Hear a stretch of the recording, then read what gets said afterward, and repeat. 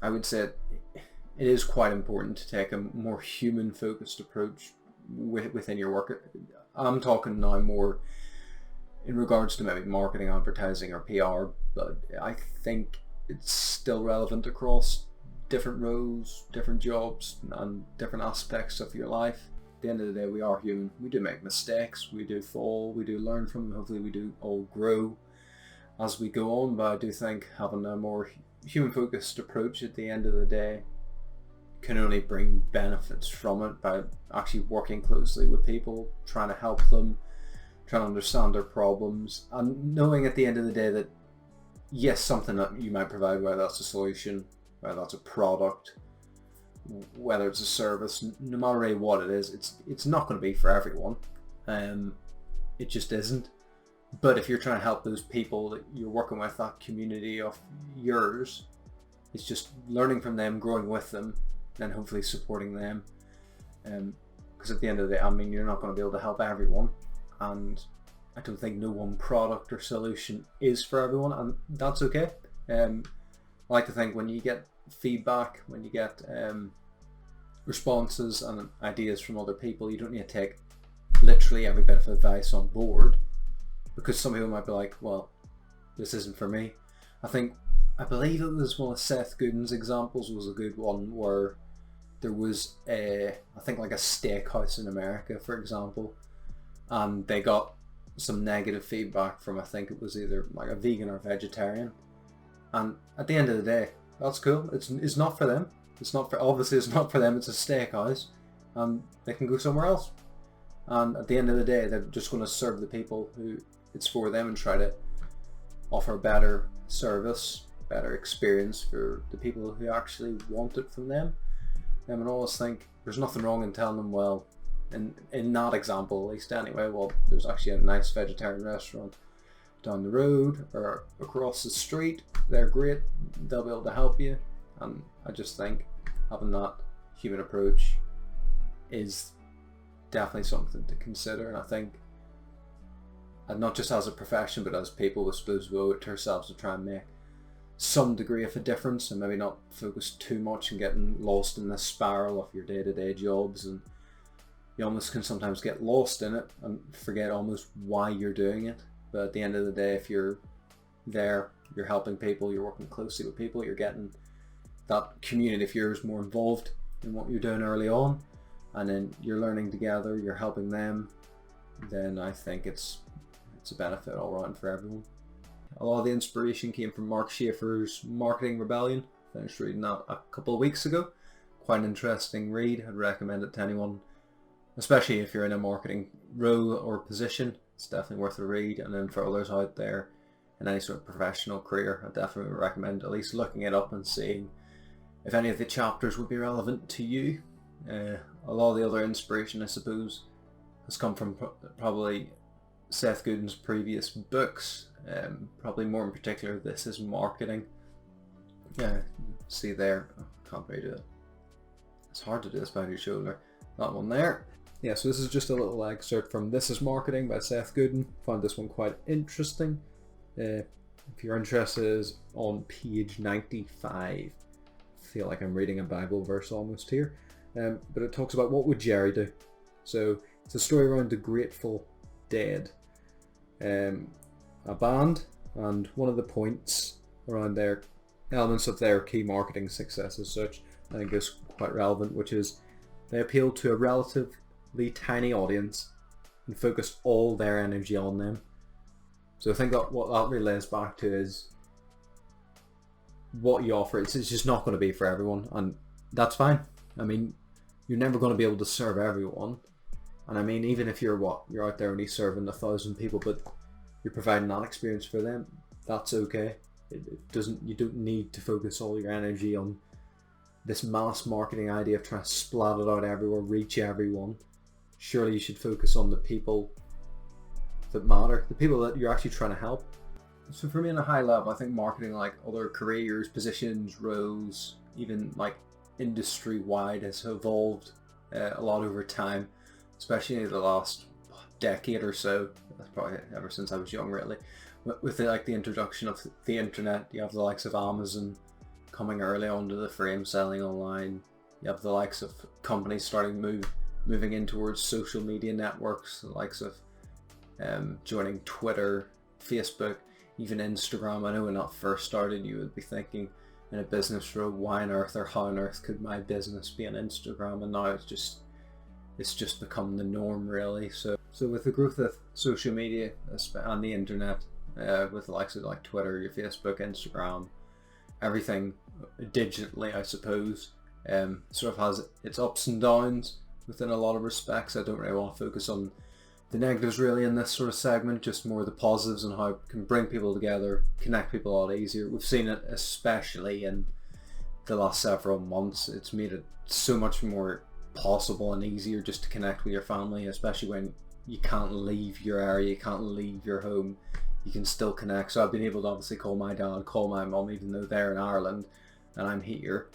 Without technology, without the likes of WhatsApp, without the likes of video calls and everything like that, it just wouldn't be possible. I mean, I'm not sure if this sounds a bit older, but I remember when I was younger, being a kid, the only way you could speak to other people, speak to your friends, or when I would speak to my cousins, I would literally have to cycle to their house. I wouldn't even know if they're in at the time, and this is probably when I was a bit younger, to be fair, and then actually see them face to face, or speak to a friend at school and then say, oh, I'll see you at the weekend. You would then have no contact with them until you actually, then I would have to cycle to their house, see them, stay over. I just think it's crazy how times change, really, with sort of the induction of technology and the growth of the internet. I even remember seeing it, I suppose, when I was quite a bit younger, in the likes of school. I think it was like MySpace and Bebo started approaching. We had, what was it called? Xfire, which was, I suppose, a bit like MSN or your Discord of old, where you would talk to people. It was more gaming orientated though, I suppose, but yeah, it's interesting to see how these things change. But one thing's always a constant, and again, I think this has probably become more visible now. I suppose people have always known it, but it, to me, is a tool. Technology is always a tool to a means to solve a problem, help people to connect, meet new people, grow in communities, share your interests. It's sort of what it is. But you can never really take away from that sort of human connection. So meeting people face to face, just seeing people, maybe if it's in the office or it's friends or family, it's very difficult to have that in a digital world. I think it's still great, and they'll always coexist side by side. Yeah, I think, like with everything, including the internet, technology, human interaction, seeing people face to face, it's almost the same as with food, diet, health, mental well-being, all that. One or the other's never the way. It's always trying to do it in balance. Like, yes, technology is great, and obviously yes, meeting people in real life and speaking with them in person is great, but you also have to balance them out. You can't just spend obviously your entire life in this sort of digital world. We've seen it recently, I suppose. I don't know if it's the same with other people, but it does sort of bear down on you a bit when the only interactions you're having outside of your own household, so your own family, is through technology, is through on the phone, video call. And I know it's obviously improved over the years and it's still a great thing, but it's just not quite the same as actually sitting down with people face to face. I mean, ever since the start of lockdown, when we started having online quizzes, I thought, well, even for me, this is a bit odd. You're drinking in your own homes, you're talking over a call, people are overlapping other people can't join because their internet connection's bad, they drop off, they drop on, you can't hear some people. There's the old age saying, just like when you're in the office, like, can you hear me? Can you hear me? Hello? And then you have two people overlapping each other. That would never happen if you're meeting your friends in real life or in a meeting in the office. But yeah, it's like with everything, there's just a fine balance between it. And sort of what I'm trying to get at with this whole poster video, just as a start, is almost to, I wouldn't necessarily challenge how things are done, but I know when I started out in marketing, you tend to follow the lead of others in the industry, others that work around you, and it tends to be, I've seen this sort of approach of, well, X, Y and Z are doing this with these digital means, we need to do the same, or we need to be on these social platforms because other people are, and it's always a case of trying to do a bit of everything. You hear all these terminologies about different things approaching, like VR, big data, everything like that, on all the analytics side of things. But for me, yes, that is important. That is obviously one side of it, but the key focus, I suppose, within the majority of businesses, at least, is what are you trying to achieve? So, what's your goal? What is your product? What is your solution? And one of the key things with that is, like, what problem are you trying to solve, and how are you trying to help that community around you with that solution, with that product, with that service. It's not just a case of analysing all this data, analysing all this information, and then trying to pick that out, because at the end of the day, when you're selling to customers or this community of yours, the people, I mean, if you take it back, I remember my childhood talking about, like, advertising. There's nothing I hated more than TV adverts. Hated it. Absolutely hated it. It's just an inconvenience. It's annoying. It gets in the way. I always remember, like, family film nights back when I was very young, and we would watch a film on TV, and there's nothing worse than when you're about 10 minutes or 15 minutes into a film and it cuts and you got 2 minutes of adverts, and it just completely takes you away from that film. It almost ruins some films for you, at least in my opinion, because would you say if you went and paid for a cinema ticket, sat down, I know they obviously have the pre-roll adverts beforehand, but can you imagine actually sitting down in a cinema, watching a film, about 20 minutes in or so, just cutting and going into 2 minutes of adverts? It's just, it just wouldn't work, because you would annoy people then, and it's not really what people want. I know we've seen it over the last decade at least, but even before that, I remember I would watch films, I suppose, I don't know if I should admit this, but watching a film on TV, recording it on VHS, for anyone who can remember what that is, and then skipping the bits with adverts, but eventually then the whole tape ended up getting wrecked. But I remember doing everything possible just to avoid adverts. Now, I know a lot of it does work to an extent. I'm not really trying to fight against advertising, to be honest, or even ads in general. I know things have changed, and especially now, when if you get a product or you have a service and you're not happy with it, instantly you can just hop on Twitter, hop on YouTube, hop on anywhere, TripAdvisor, could be anything, and you can voice your opinion instantly, sharing it with tens of thousands of people, and it's almost hard to hide from that. Now, that doesn't really excuse it from a business point of view. It doesn't mean, well, in the past we got away with it. Well, you shouldn't. You should always be open and honest in everything you do, really, I think. So going back, I suppose, to my earlier point, like the social media, technology, the internet, to me anyway, they are tools, and I'm always just curious as why we don't usually treat them as tools for what they are, really.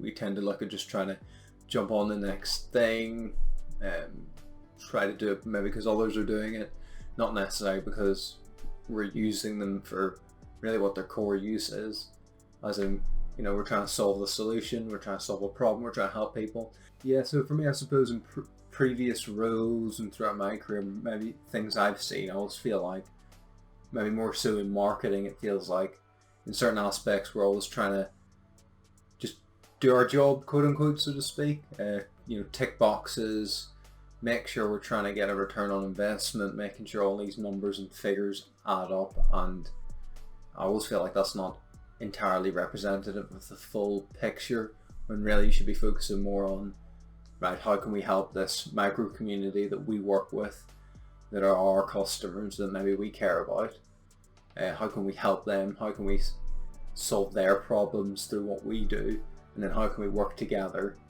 to hopefully make their lives better. As a person, how do you expect to be treated by others? You obviously want to be treated fairly, honestly, openly, so why is it in a business way, whether it's B2B or B2C, wouldn't you want to do the same? So sort of treat your customers or your community or those that you provide services to with respect, be honest with them, and just be more focused around that human-centered approach. You know, treating people like people, not just numbers, a sales funnel, profits, numbers, everything like that. Just treating them like actual people and trying to work together closely with them to try and help them, try and make their lives easier, solve problems together and work together. And I think personally that's probably the best way to go forward, and that's really what I've taken from the likes of The Marketing Rebellion, a few other marketing books, you know, Seth Godin as an example that I mentioned before.